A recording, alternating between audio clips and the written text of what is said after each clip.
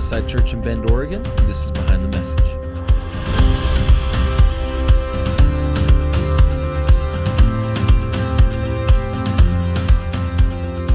In this podcast, we take you behind what we teach here at Westside. I'm Ben Fleming.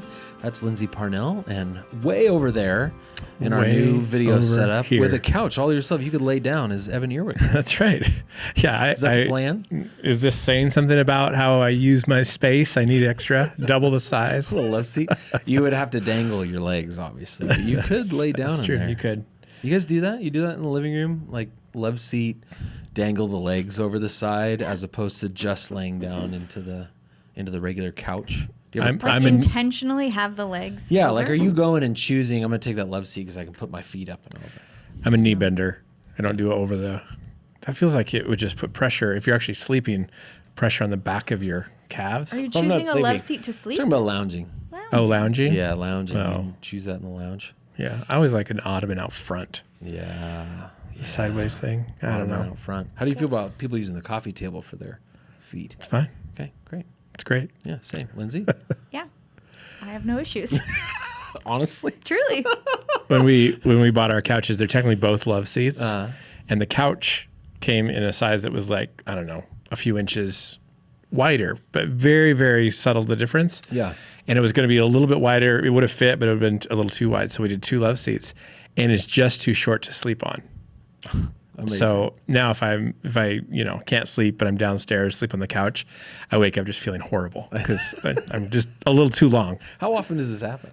Every night. No, I try to avoid it because it's not good sleep. Do you sleep well on a couch? Have I ever slept on a couch? Not in my adult life. You've never slept on a couch? I don't think so. Wow. I kick Eric to the couch. I get the bed. Yeah. But you haven't just ended up at like somebody's house. It's the holidays. It's, whatever. That doesn't happen? No, I don't think so. Not in my memory, which doesn't mean much. I have a terrible memory. So in your adult life? I don't think so. I'm amazed. That's something. That's wild. I think girls are normally prioritized to get like the comfier sleeping spaces. Sure. Yeah. I probably slept on 100 couches. I've slept on a floor or like an air mattress.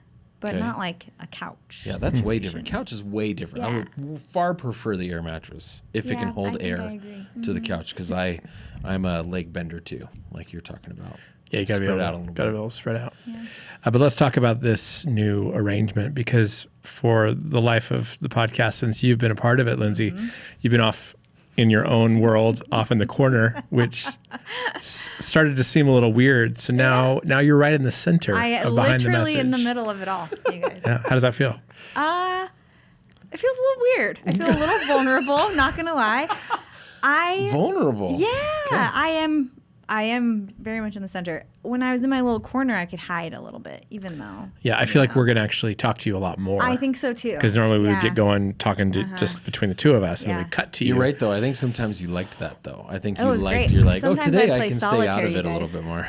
Solitaire? Sometimes. Nice. You could tell we were really on a roll.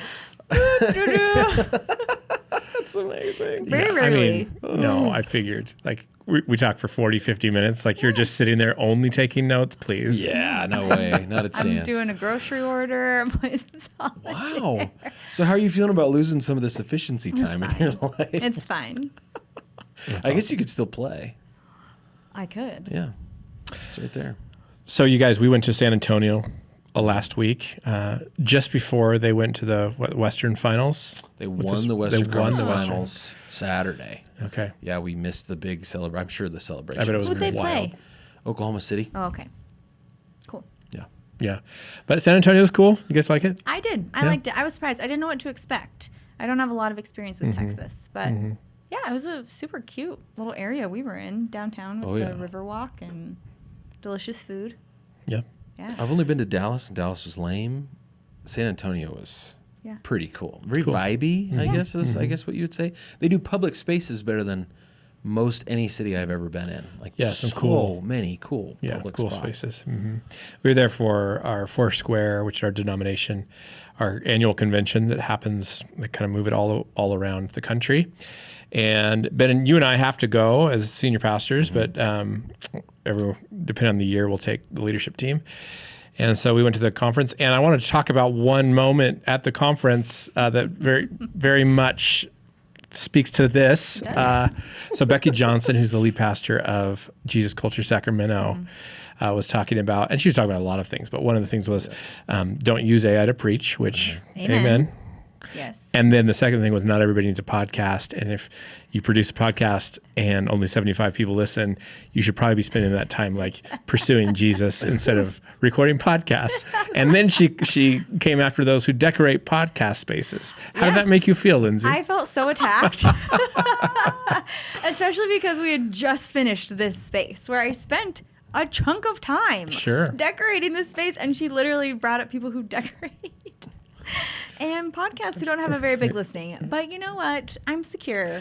Well, she did say 75, and we have at least 85 listens a week. Yeah, so we kind of need you guys who are listening. Make sure you keep listening, or else Becky's going to come after us from Jesus Culture. And honestly, I agree. Like, not everybody needs a podcast. We probably don't need a podcast. But I would put this out there that for us in our church with a shared leadership model, oftentimes people, for you and I, Ben, they never hear us interacting with each other except Easter and Christmas when we're on stage together. And then every once in a while we do something together on the stage. Other than that, they're getting one or the other of us throughout a service or week to week or who's preaching.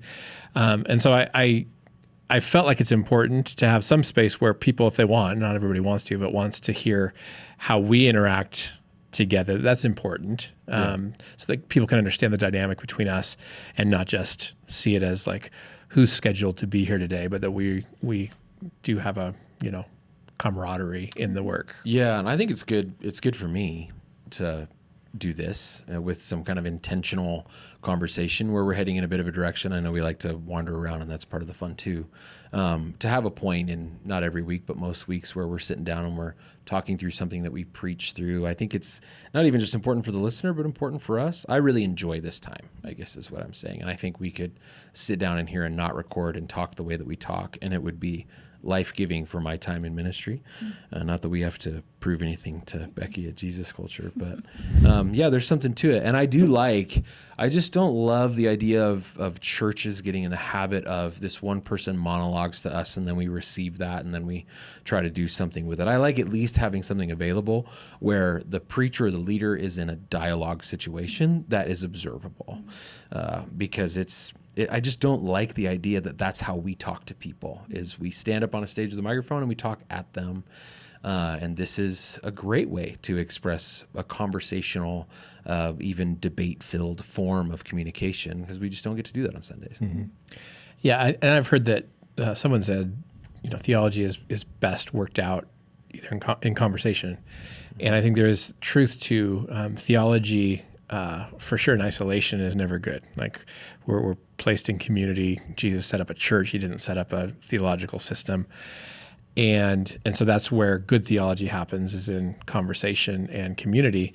Not that there's no community when it's just a preacher preaching at you, but this I think is like a pilot project or a scale model of where good theology should develop and be wrestled with and challenged and called out and discussed, is in conversation, and not just one brilliant preacher coming up with things by herself or himself and then delivering that, kind of the Moses model of ministry. But in the New Testament church, we are given to each other and Christ is found in our midst. And so I think it's a model, and whether it's a successful podcast or not, maybe a secondary. Successful enough for people to talk about it with me on most weekends anyway, Same, especially when actually. we're recording. So Same. I don't know. And then that one person counts as 20 in my mind. So the math is good. That's pastor math, right? That's right, pastor math. Well, we had 3 views on the live stream, and you got to figure each family has probably 12, 13 kids. 175 scrolled past the video, so that counts for something. And I remember the early days of like live streaming and trying to count, and you'd have these astronomically high numbers. We reached 30,000 people with our live stream on Sunday, and then you drill down into the numbers. It's like most of those were less than 3-second views. Yeah, literally going past it. And you can imagine if you had that kind of volume of people in person, but they only stayed for 3 seconds. Right, it'd be very, very sad. Disruptive. Yeah, so much movement. How bad is your church that they stay for less than 3 seconds? Walking through the worship center. Just running through. Yeah, you'd have to run. Barely catching a corner of the back of the room.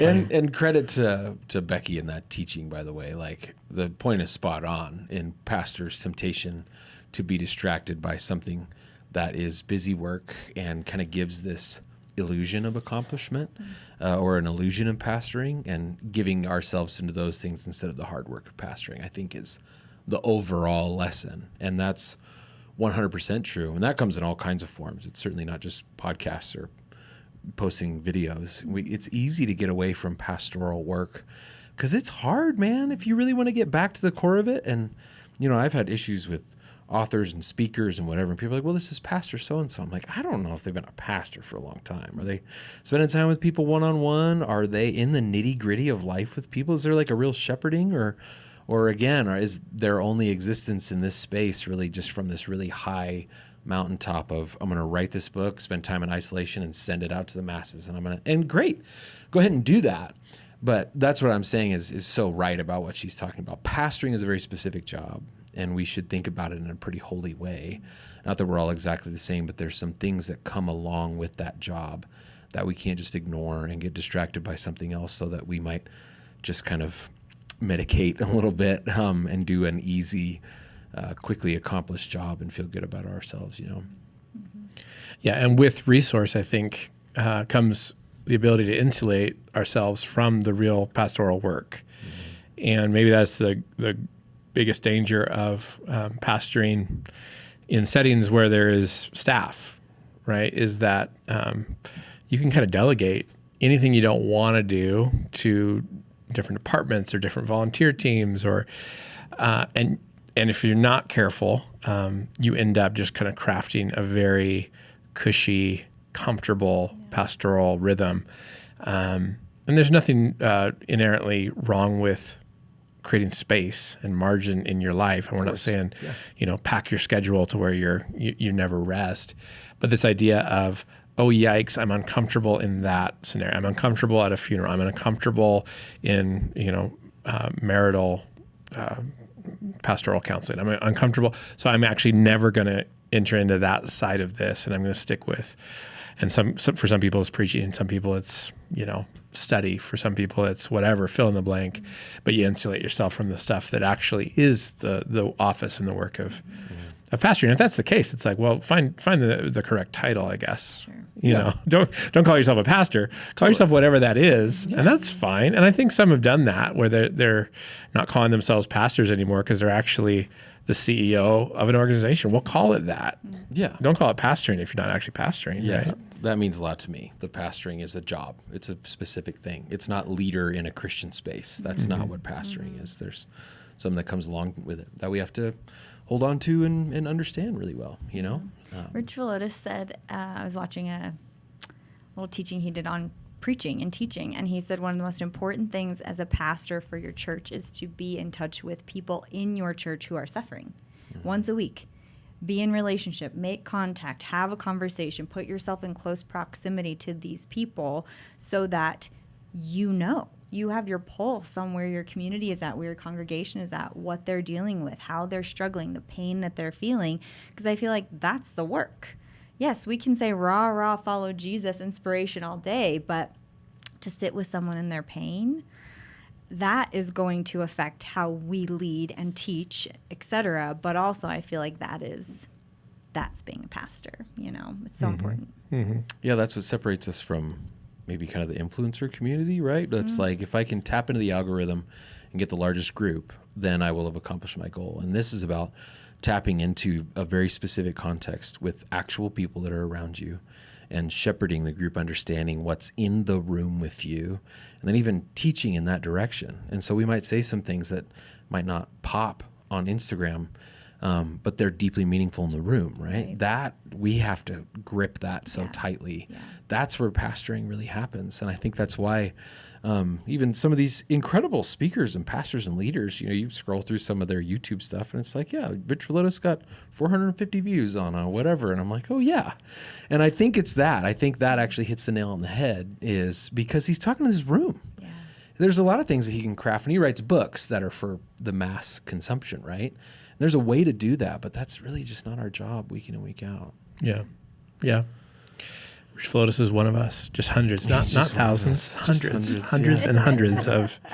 It's been a little while since we reported this podcast, by the way. I was looking it up right before this, and it was avocado hands. That was the last one. The date I have here is the 16th of March. Yeah, too long ago. Well, we had Westside 1. Right, we recorded those. Yes, we had all the Westside 1 videos that were released each week, which kind of took the place of this. But yeah, it's been a hot minute since we've been in this room. So what are we going to talk about? What's on the list? I don't know. We're going to cover everything that we covered in the last 7 weeks. Well, we're not going to rehash. 2-hour podcast. I mean, if people were really with us, they were watching the Sermon on the Mount videos that we did with Brant. No, if people were really with us, they were just refreshing our podcast feed, waiting for something since March 20th. Well, today is the day. You're welcome. Yeah.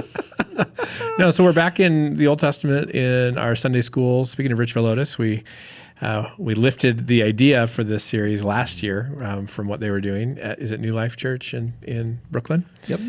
And we're revisiting it because we really found a lot of richness in the Old Testament stories and revisiting some of those.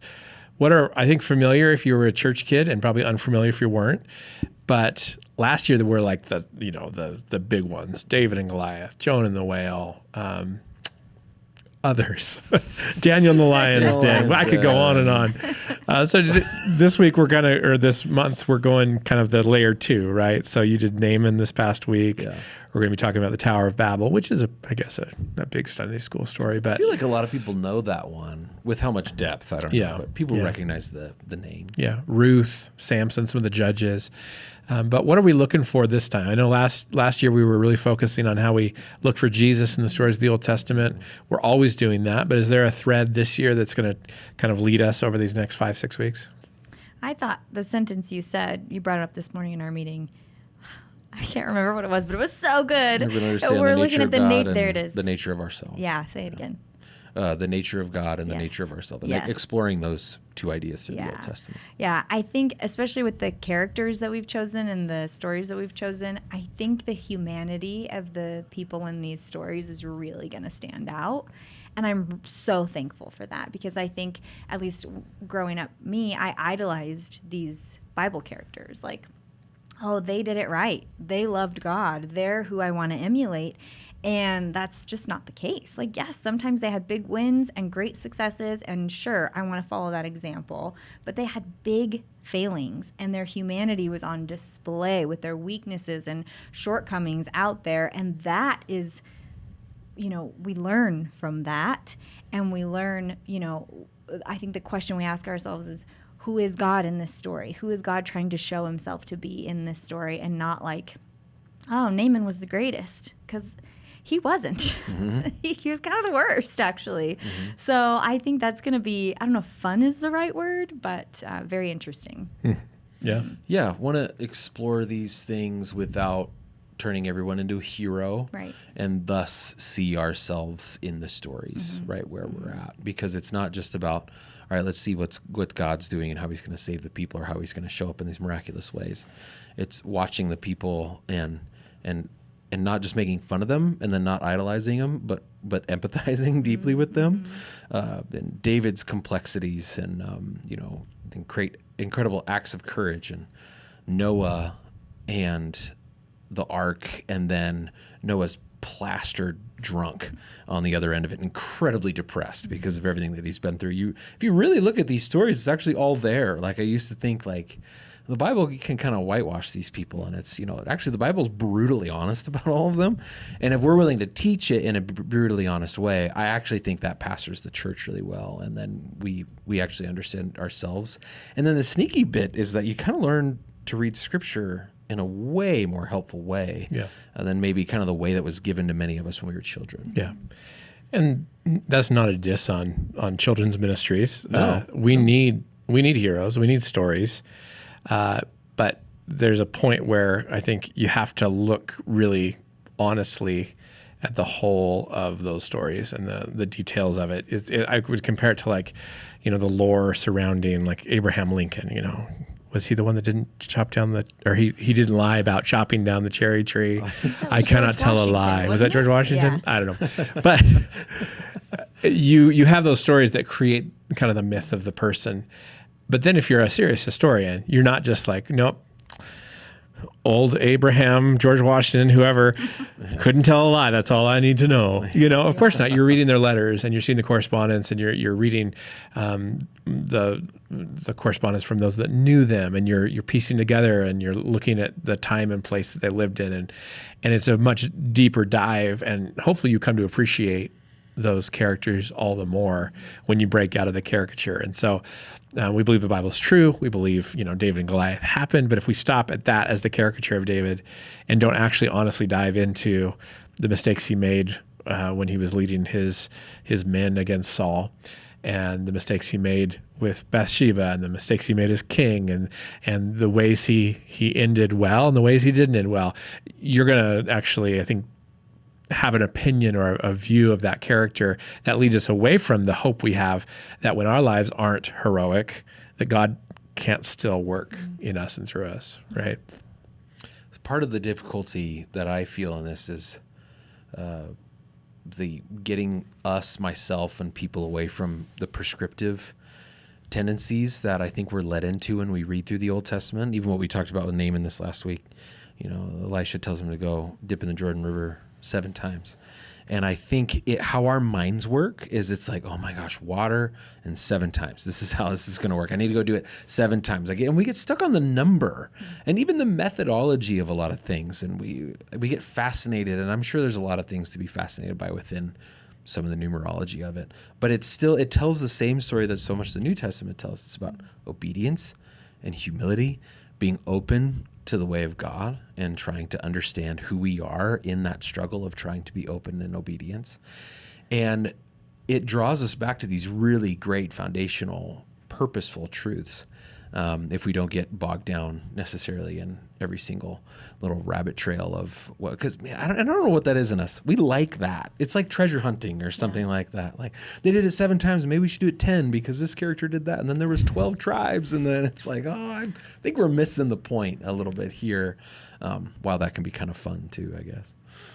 Yeah, has it changed how you've preached it? I think you mentioned you've preached Naaman over the years quite a few times. Is some of that kind of like maybe the numerology isn't as important, maybe the formulaic nature of this? How has the preaching of that story changed since you were in your 20s? No, that's true. I've preached it and connected it to other stories that their only connection might be the number, I guess, and the fact that God is involved. And I remember connecting it to Jericho at one point, and I was talking about this is how God works, and maybe there's something in there. I'm not as bullish on those things that feel just at best more loosely connected to me now, and trying to again delve down into what is the real foundational principle and understanding of how God works and how we work inside of that. So it has changed. I would like to think it's a more mature way of looking at it. And sometimes maturity just kind of looks like simplicity. I'm not trying to make Scripture something that it's not necessarily. But even in that, I talk about like what was Naaman feeling on dip number 4 compared to dip number 1 or 7, and projected some things about all of us being in the middle of a process that we feel like will yield something good, but we don't have any evidence of that when we're halfway through. But yeah, overall, that's been the biggest change is I'm not going out of my way to try to make all these different connections to other stories, and I'm kind of keeping the main thing, at least in my mind. Maybe I'll loop back around and I'll start preaching it that way 10 years from now too. That I don't pretend to understand how I'll be over then. And I find myself, I want to fall into that trap a lot, probably, of being too cute. We're like, check this out, guys. Like, watch how I, tie a thread from this story to this thing. And everyone's like, we don't care. Off the stage. Or whatever, But that might be fascinating. And I think that's really good in like study, classes, all of that. Like do a deep dive. And I think there is a job to be done when we're preaching to the congregation on a Sunday to elevate the person of Jesus as our, highest and most central thought and hope and worship and all that, and announce this good news. And so when we get into this like how clever we are. Is maybe adjacent to the self-congratulatory nature of this podcast, but it's kind of like, wasn't I awesome at how smart I was with that point? And I don't think that's the job, isn't to be smart enough for people to be like, whoa, mind blown. But it's really to speak to the Spirit, right? Spirit birthing Spirit. And otherwise we get intellect, impressing intellect. I think that takes us away from what we're there to do. Have you felt some push and pull on that, Lindsay, since you've increased your speaking load?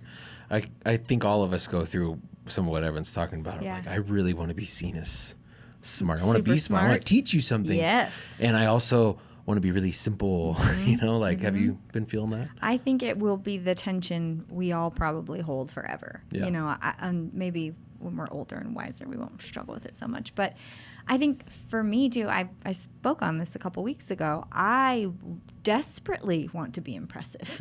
I want to be seen as smart, and I have it together, and I want to be admired, et cetera, et cetera, et cetera, which I think much of us feel that within our own nature. And so you put me on a stage with a mic talking to a large group of people. Yeah, like that is going to be a tension I wrestle with. But I think in my older age, I do have the sensitivity of like, what does this room need right now? Or I hope to have that sensitivity. Of course, I don't get it right every time, but there's, I'm here right now on this day with this group of people for a reason. And I believe that for, our whole church, as, you guys are leading it, and et cetera. And I want to be sensitive to the Holy Spirit in that. And I want to be able to make space for the Holy Spirit to minister to the people right where they're at. So it's definitely a tension I struggle with, especially coming out of a master's program where I feel like I got a lot of those tricks up my sleeve to try and navigate. Is this helpful, or does this make me look cool? And you got to discern the difference between the two. Yeah. Yeah. It's funny. It's really easy to tell that to me when I can see that when I'm in the seats, and I'm like, whoa, good job, guy. Like, amazing. You just did a little kickflip on the stage for us. That's really appreciated. And I have a hard time seeing it when I'm the person talking. Sure. Right? Like, and you're right. I think it's a constant wrestle. And I can't remember if I've shared this before. It's funny. I'm meeting with Jim Stevens in like 10 minutes from right now. He told me one of the first messages I ever preached in Westside, I made some reference to the Greek translation of whatever, and I came off and he was like, that was great. Nobody cares about the Greek part of that thing that you just explained. And I was like, jeez. It was so and he's right. Like, I'm pretty sure looking back, I remember feeling like showing everyone the Greek translation, that didn't help anyone. It didn't help me. It didn't move the thing forward. Not that we should never do that, because sometimes it is helpful. But I think we have this idea of like, I'm going to do this for the sake of doing this because it seems right. And that's not necessarily. This is what you do. You talk about the Greek. Webster's dictionary defines church. Oh my gosh! How many sermons did we start by saying the Webster's dictionary? I hope it was early on. I hope that's not still happening. Yeah, no, it's real. It's real, and that desire to be impressive. And it's interesting. When I started in ministry, it was always like, I want to prove that I'm smart enough for the next level of leadership in ministry. Now, Ben and you and I are at the top of this organizational chart or whatever. And so that kind of goes away. I don't have any aspirations to like go beyond this in some like impressive level of leadership.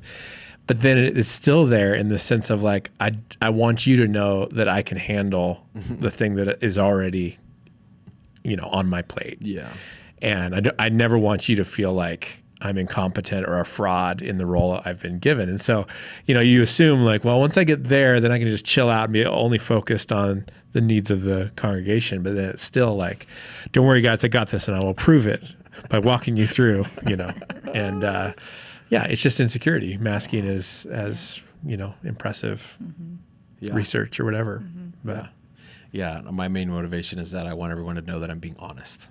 Yeah, sure. And that's it. And so sometimes that translates itself to being on the stage of being like, yeah, well, what I'm presenting to you sucks, but I'm being honest. Yeah. I'm just being real up here. That's the shadow side. Sure. I think you can't hear someone say that and go, well, that's really admirable. I'm like, yeah, but Sometimes I like to stick my head all the way beneath the surface of that and just say, look, I'm not listening to you because I'm just an honest person.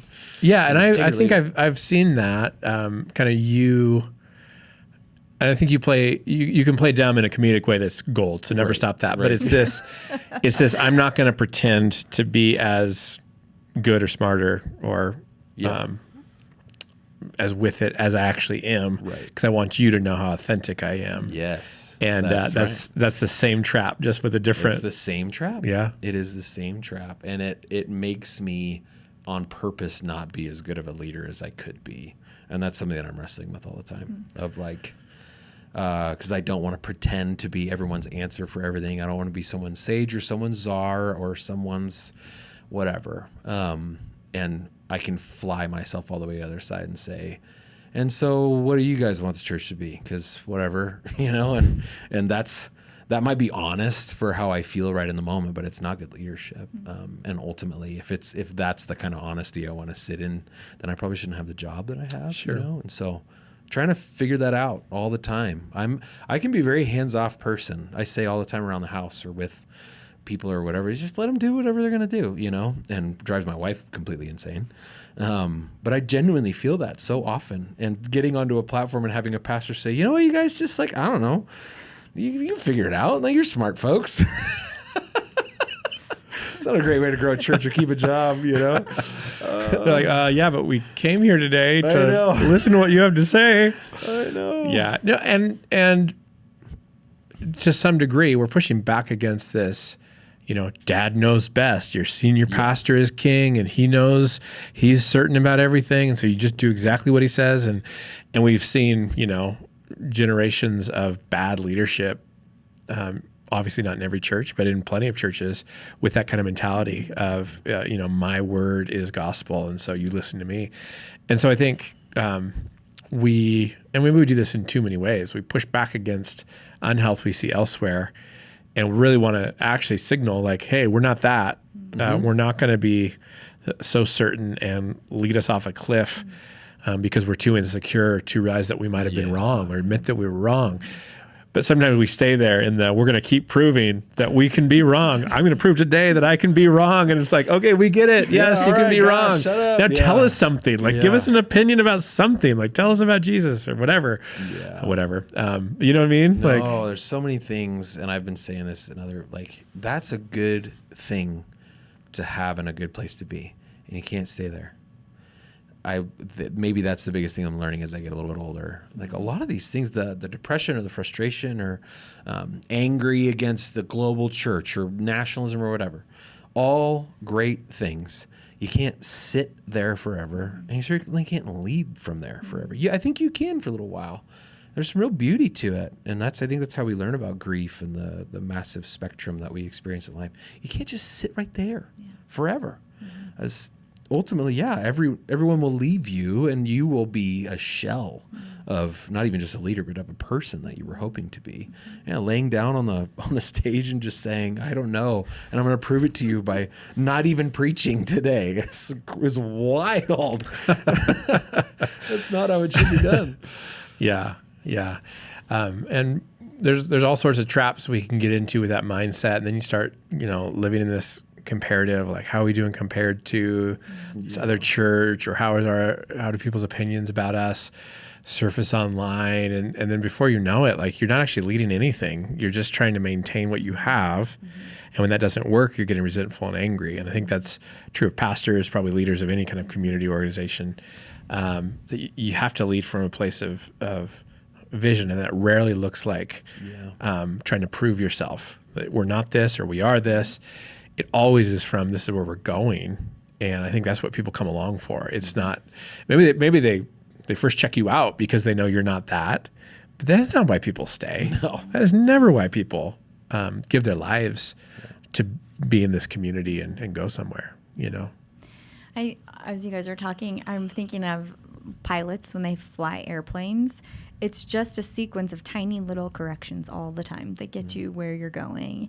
And I think we're probably experiencing that in real time as we're navigating, like, oh, here's my limitation in this way, and I need to course correct. And you're experiencing I don't want to do this way anymore. I want to grow into this. And I think it's just our journey as pastors, leaders, but even as humans, like humans can't stay where they are forever either. Like it always needs to be a constant growth and learning and evolving and becoming hopefully the person Jesus has made you to be. But just you don't want to stay in the same place forever. You want to continue. And so I just see us in real time, like boop, boop, boop, we're going to stay on course and we're going to do these little corrections as we figure this out together, And there's little vulnerabilities in those little corrections. Totally. Like, I mostly had that. Yeah. And, I didn't really have that at all. And I'm going to try to course correct on that. And it actually comes back to Naaman,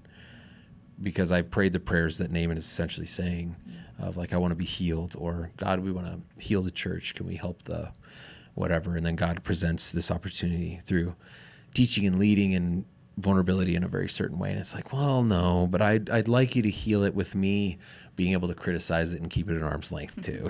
Can you do both of those things? It's like, no, the invitation is for you to obey and to walk into a space where you actually have some influence and use that influence well and discover what it means to dunk in the river 7 times, to go to dirty places and muddy places that you don't necessarily want to go to. It's the same kind of thing. It's you ask for healing and God gives you so often like this little opportunity to show up and be humble.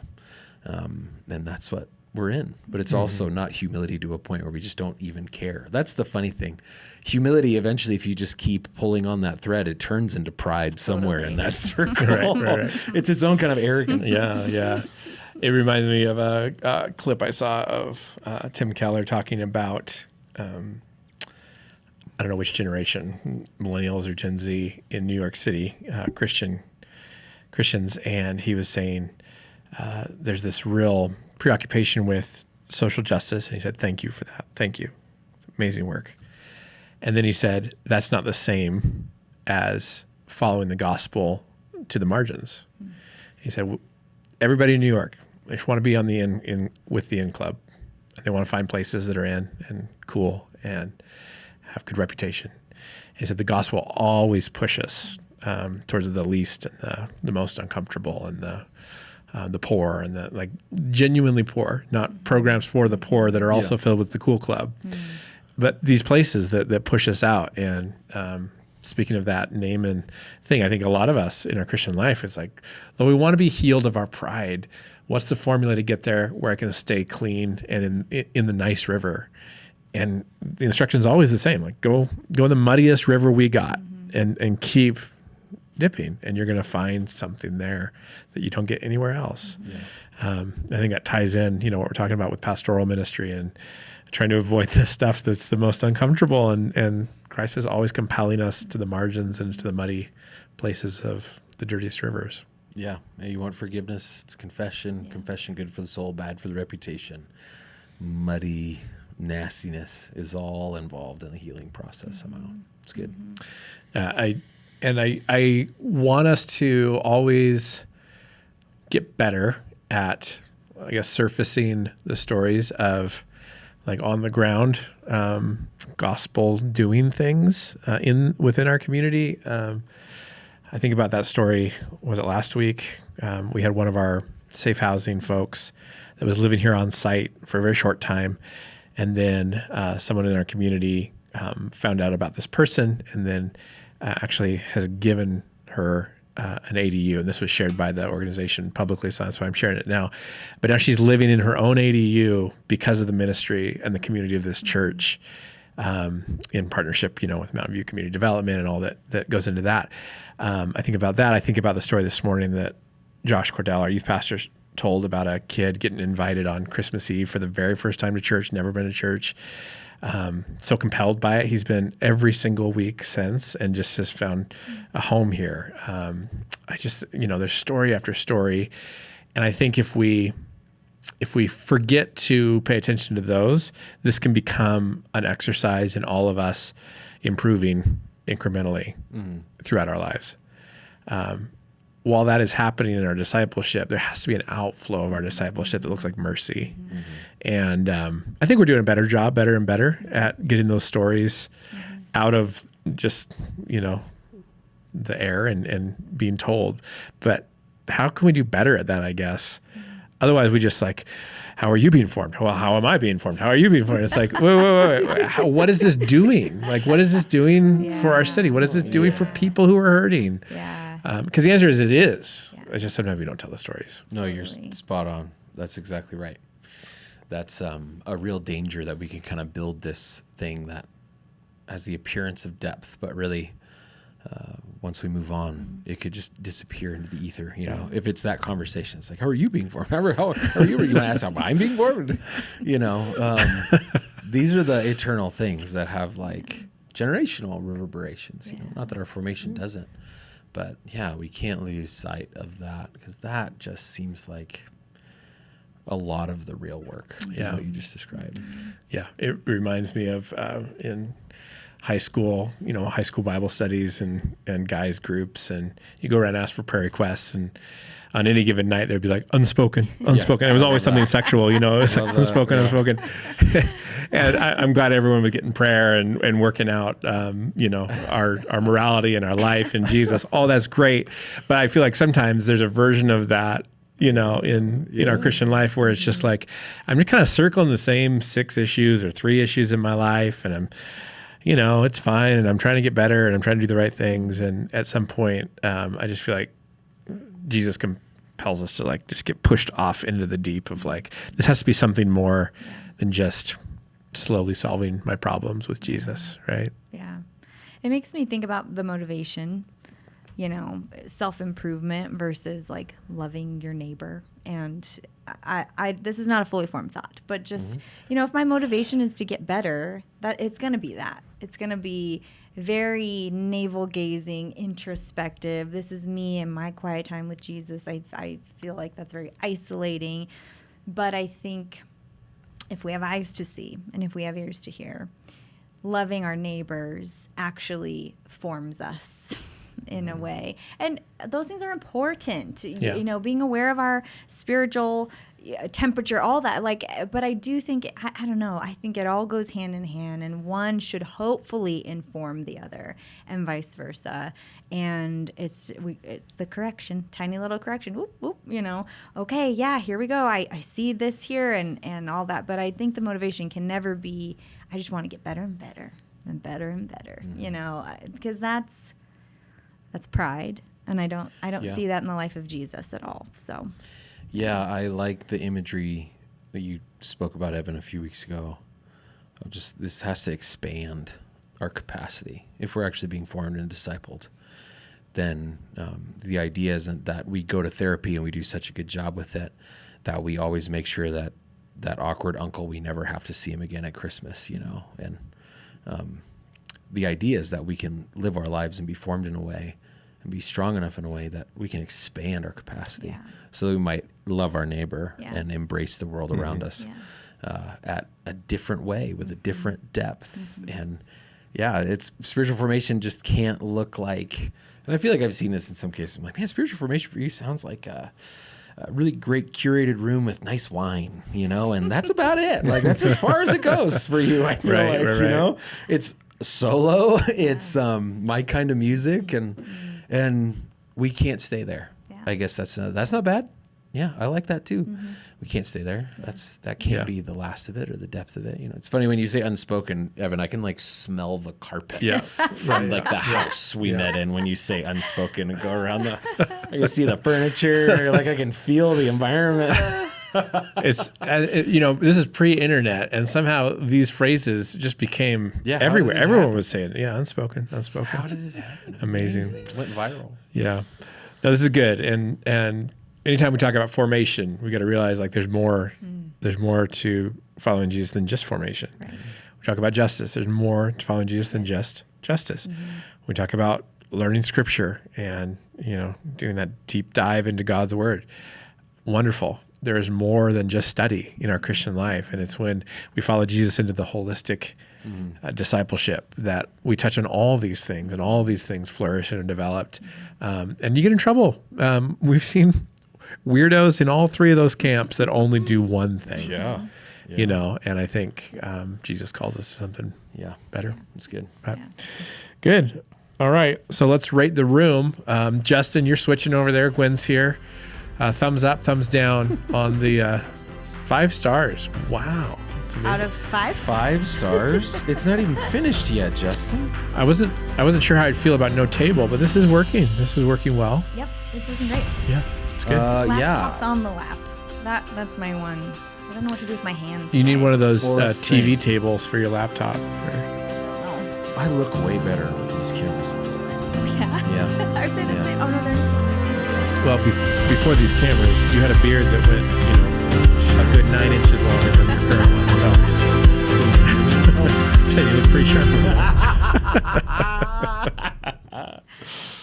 Oh, that's great.